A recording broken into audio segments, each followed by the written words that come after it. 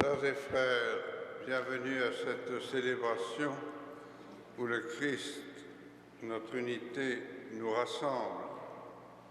Au nom du Père et du Fils et du Saint-Esprit, nous sommes invités ce matin à prier de façon particulière en action de grâce demandée par Madame Nicole Groux. La paix du Seigneur soit avec vous. Le Seigneur nous veut dans l'unité. Et pourtant, nous laissons la division s'installer entre nous. Implorons sa miséricorde et sa grâce afin qu'il refasse l'harmonie comme il le veut.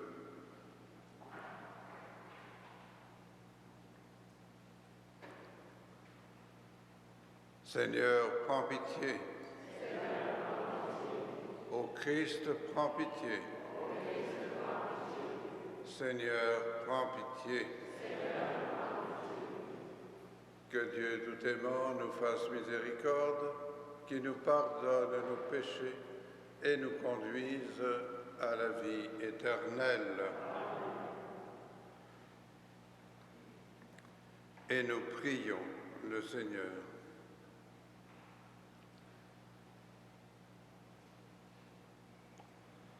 Seigneur, tu es toujours à l'œuvre pour sauver les hommes, mais en ce moment du carême, tu offres plus largement ta grâce à ton peuple. Regarde avec bienveillance tous ceux qui t'appartiennent, que ton amour protège et fortifie à la fois les catéchumènes et les baptisés. Par Jésus-Christ, ton Fils, notre Seigneur et notre Dieu, qui vit et règne avec toi et le Saint-Esprit, maintenant et à l'heure de notre mort. Amen.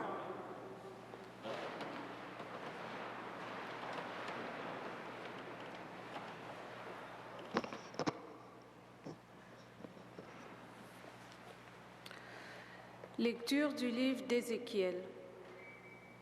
La parole du Seigneur me fut adressée. Tu diras aux gens de ton peuple, ainsi parle le Seigneur Dieu. J'irai prendre les fils d'Israël parmi les nations où ils sont allés. Je vais les rassembler de partout et les ramener sur la terre. J'en ferai une seule nation dans le pays, sur les montagnes d'Israël. Ils n'auront tous qu'un seul roi. Ils ne formeront plus que deux nations. Ils ne seront plus divisés en deux royaumes. Ils ne vont plus se souiller avec leurs idoles et leurs horreurs, avec toutes leurs révoltes. Je les sauverai en les retirant des lieux où ils ont péché. Je les purifierai. Ils seront mon peuple et je serai leur Dieu. Mon serviteur David régnera sur eux. Ils n'auront qu'un seul berger. Ils obéiront à mes décrets. Ils observeront fidèlement mes commandements. Ils habiteront le pays que j'ai donné à mon serviteur Jacob, le pays que leurs pères ont habité. Ils habiteront eux-mêmes et leurs enfants, et les enfants de leurs enfants pour toujours. David, mon serviteur, sera le prince pour toujours. Je conclurai avec eux une alliance de paix, une alliance éternelle. Je les rétablirai, je les multiplierai, je mettrai mon sanctuaire au milieu d'eux pour toujours. Ma demeure sera chez eux, je serai leur Dieu et ils seront mon peuple. Alors les nations sauront que je suis le Seigneur, celui qui sanctifie Israël, lorsque mon sanctuaire sera au milieu d'eux pour toujours. Parole du Seigneur. Ensemble, comme un berger garde son troupeau, le Seigneur veille sur nous. Écoutez, nations, la parole du Seigneur. Annoncez dans les îles lointaines. C'est lui qui disperse Israël, le rassemble. Il le garde comme un berger son troupeau. Comme un berger garde son troupeau, le Seigneur veille sur nous. Le Seigneur a libéré Jacob, l'a racheté des mains d'un plus fort. Ils viennent criant de joie sur les hauteurs de Sion. Ils affluent vers la bonté du Seigneur. Comme un berger garde son troupeau, le Seigneur veille sur nous. La jeune fille se réjouit, elle danse. Jeunes gens, vieilles gens, tous ensemble. Je change leur deuil en joie, les réjouis, les console après la peine. Comme un berger garde son troupeau, le Seigneur veille sur nous.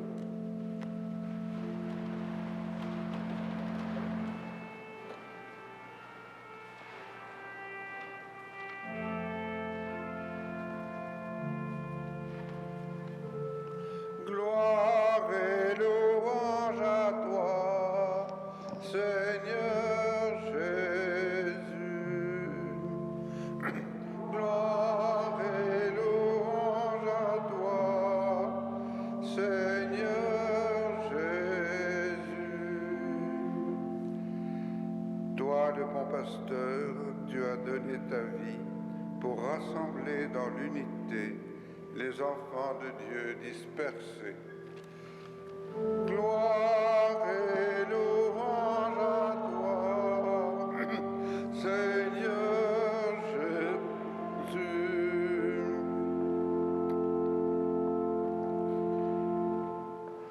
Le Seigneur soit avec vous.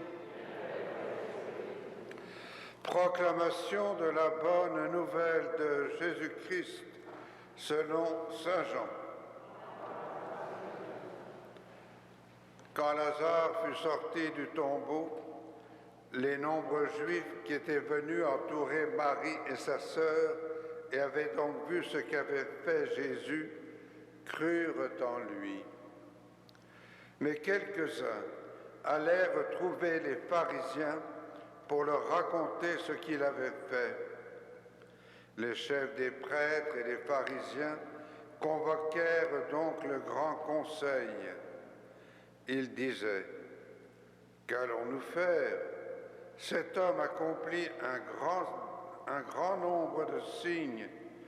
Si nous continuons à le laisser agir, tout le monde va croire en lui et les Romains viendront détruire notre lieu saint et notre nation.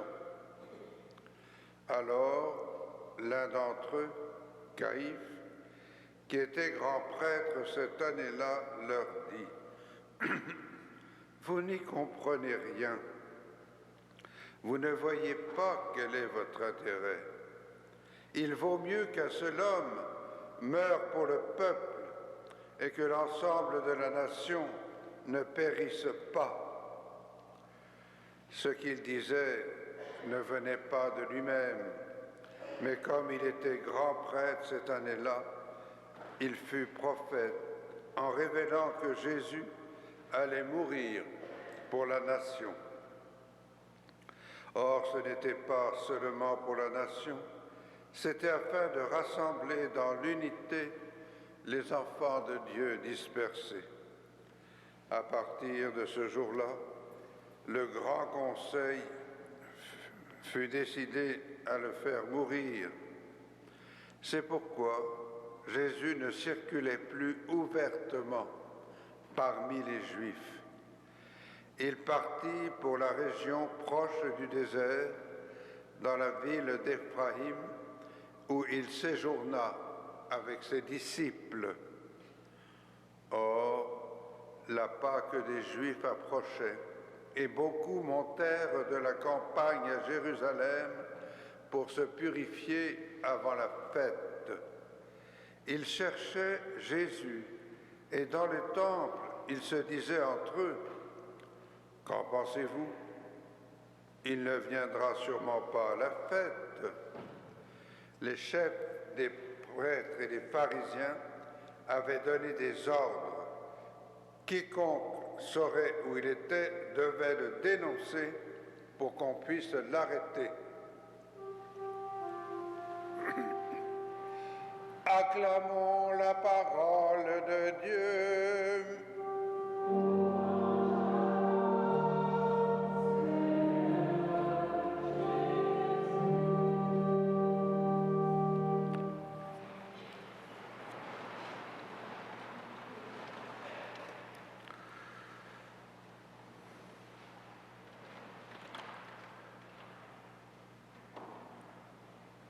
Jésus nous rassemble par sa croix. Il vient parfaire l'unité et il le fait au prix de sa vie, par sa mort sur la croix. Le grand prêtre l'avait prophétisé sans trop le savoir. Il vaut mieux qu'un seul homme meure pour le peuple et que l'ensemble du peuple ne périsse pas. Remarquez bien que sa priorité de dirigeant était surtout d'assurer l'unité et la sécurité de l'ensemble de la population. Il n'a pas à se préoccuper d'un individu en danger, de plus que cet individu est dérangeant et qu'il risque de compromettre la paix sociale. Donc la mort de Jésus n'a rien d'un simple accident. Il s'agit d'un véritable complot, fruit d'une prise de conscience de dirigeants pris de panique devant la montée fulgurante d'une nouvelle star. Pour sauver le peuple, le sacrifice d'une seule personne n'est pas de trop. Pareillement, pour nous sauver de la mort et du péché, le sacrifice du Christ n'est pas de trop. Pour nous, encore aujourd'hui, ce sacrifice est actuel et vaut son pesant d'or de libération et d'unité. Pour unifier en nous et entre nous ce qui a été brisé, divisé, la croix du Christ s'offre comme la solution. En ces jours qui précèdent la passion du Christ, prenons le temps de contempler le mystère de la croix pour penser nos déchirures personnelles et collectives. Plaçons-nous, par exemple, devant un crucifix et regardons celui que nous avons transpercé sans trop savoir comment ni pourquoi.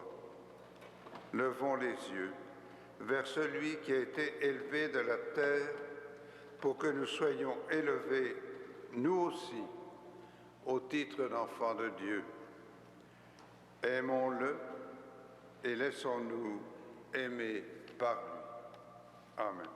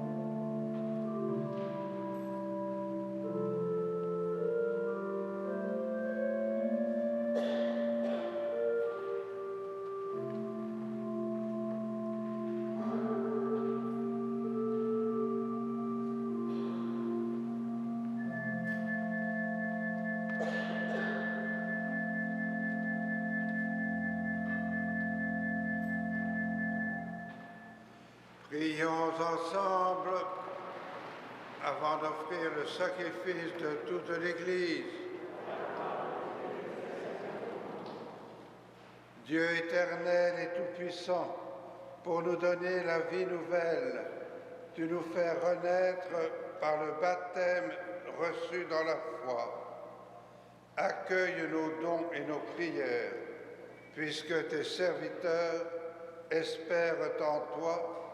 Efface leurs péchés, réponds à leurs désirs, par Jésus-Christ, ton Fils, notre Seigneur.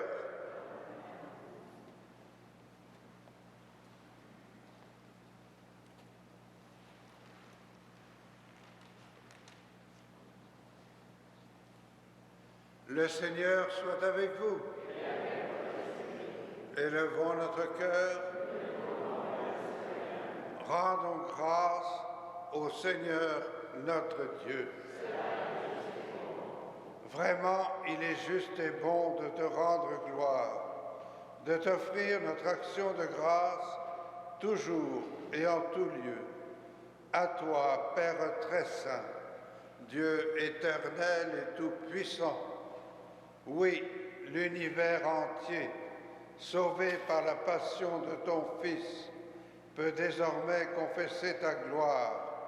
Par la puissance de la croix, apparaît en pleine lumière le jugement du monde, la victoire du crucifié.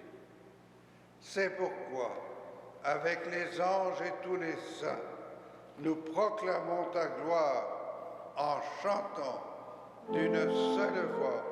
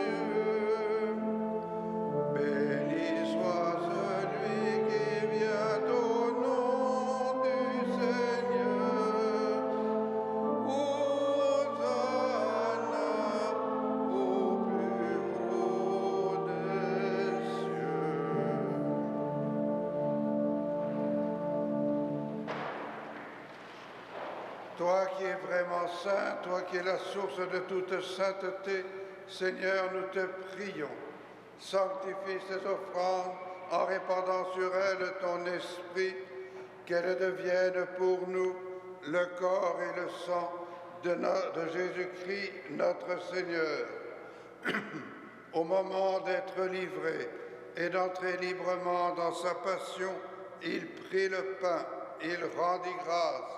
Il le rompit et le donna à ses disciples en disant : « Prenez et mangez-en tous, ceci est mon corps livré pour vous. »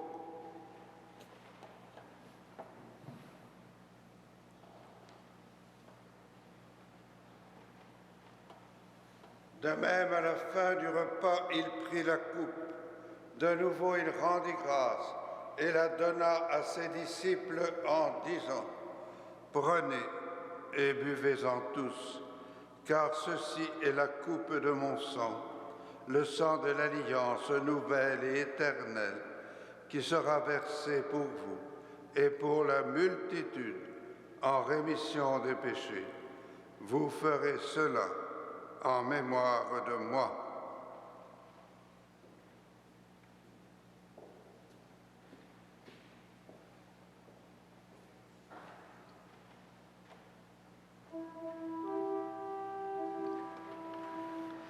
Il est grand le mystère de la foi.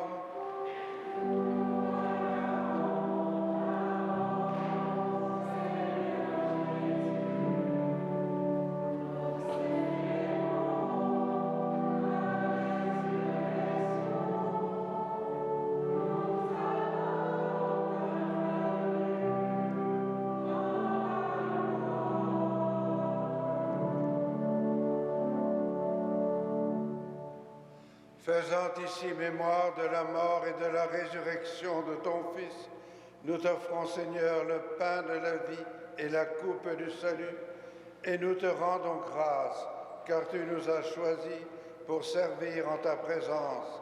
Humblement, nous te demandons qu'en ayant part au corps et au sang du Christ, nous soyons rassemblés par l'Esprit Saint en un seul corps. Souviens-toi, Seigneur, de ton Église, répandue à travers le monde. Fais-la grandir dans ta charité avec le pape Jean-Claude, le pape Benoît, notre évêque Jean-Claude et tous ceux qui ont la charge de ton peuple. Souviens-toi aussi de nos frères et de nos sœurs qui se sont endormis dans l'espérance de la résurrection, et de toutes les personnes qui ont quitté cette vie, reçois-les dans ta lumière auprès de toi. Sur nous tous, enfin, nous implorons ta bonté. Permets qu'avec la Vierge Marie, la bienheureuse Mère de Dieu, avec les apôtres et les saints de tous les temps qui ont vécu dans ton amitié, nous ayons part à la vie éternelle et que nous chantions ta louange par Jésus-Christ, ton Fils bien-aimé. Par lui, avec lui et en lui, à toi, Dieu le Père Tout-Puissant, dans l'unité du Saint-Esprit, tout honneur et toute gloire pour les siècles des siècles.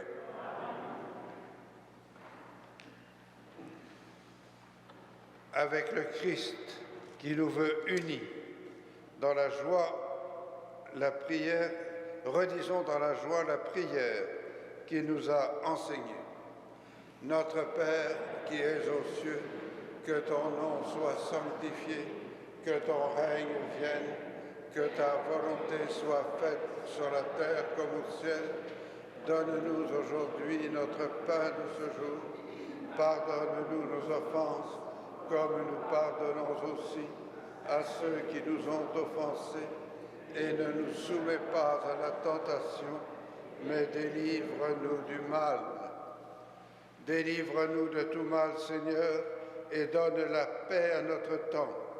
Par ta miséricorde, libère-nous du péché, rassure-nous devant les épreuves, en cette vie où nous espérons le bonheur que tu promets et l'avènement de Jésus-Christ, notre Sauveur.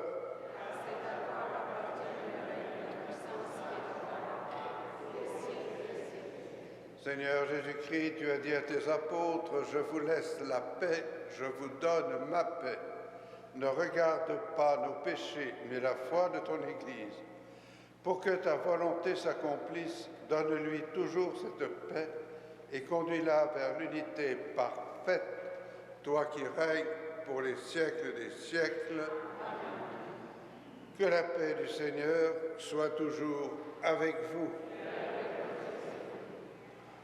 Agneau de Dieu, qui enlève le péché du monde, prends pitié de nous. Agneau de Dieu, qui enlève le péché du monde, prends pitié de nous. Agneau de Dieu, qui enlève le péché du monde, donne-nous la paix.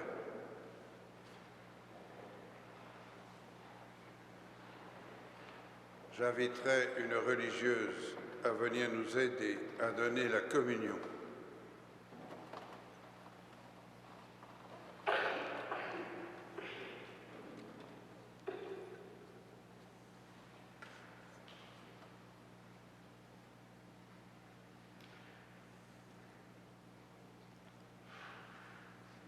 Heureux les invités au repas du Seigneur. Voici l'agneau de Dieu qui enlève le péché du monde.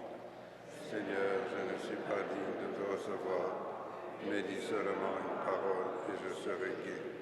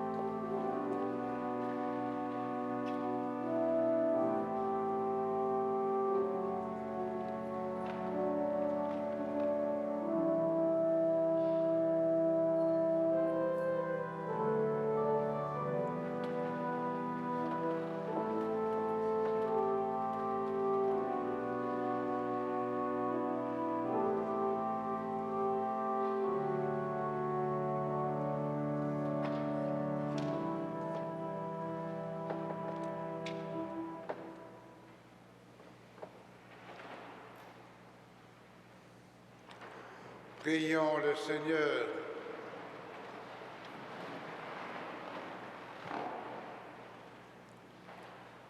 Dieu souverain, nous te demandons humblement, rends-nous participants de la nature divine, puisque tu nous as fait communier au sang et au corps du Christ, lui qui vit et règne avec toi et le Saint-Esprit, maintenant et pour les siècles des siècles. Le Seigneur soit avec vous. Que Dieu tout aimant vous bénisse, le Père, le Fils et le Saint-Esprit. Durant cette semaine sainte, prenons le temps de contempler le Christ crucifié, de méditer un des récits de sa passion. Allez dans la joie et dans la paix du Christ.